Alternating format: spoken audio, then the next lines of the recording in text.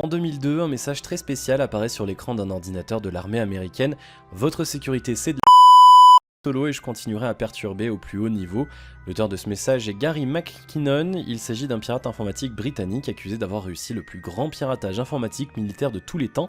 En effet, en 2001 et 2002, il a pénétré dans 97 ordinateurs qui appartenaient à la Navy, la NASA, l'armée de l'air, le ministère de la Défense et le Pentagone. Gary était fasciné par les ovnis et voulait à tout prix avoir une preuve de leur existence.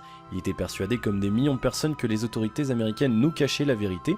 Après ses nombreux piratages, il a déclaré qu'il était certain que les Américains avaient réussi à capturer des vaisseaux extraterrestres anti-gravité et les avaient conçus à l'inverse pour les envoyer dans l'espace. Il a également déclaré être tombé sur une déclaration d'une experte en photographie de la NASA qui disait que dans le bâtiment 8 du centre spatial Johnson, des personnes passaient leur temps à retoucher les images satellites pour effacer les ovnis. Les images étaient ensuite vendues aux universités et autres.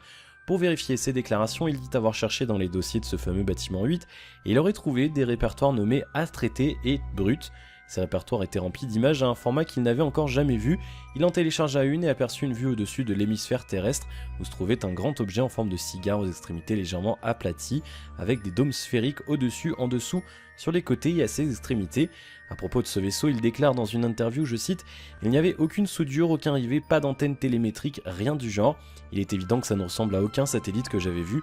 Je suis accro à l'espace depuis l'âge de 14 ans, donc j'en ai vu des photos de satellites. » Évidemment, les États-Unis n'ont pas vraiment apprécié ces actes. Il a été poursuivi et allait être condamné à une peine de 70 ans de prison s'il était reconnu coupable et extradé aux États-Unis. Le 16 octobre 2012, la ministre de l'Intérieur britannique déclare que Gary ne sera pas extradé pour des raisons de santé. Il souffre du syndrome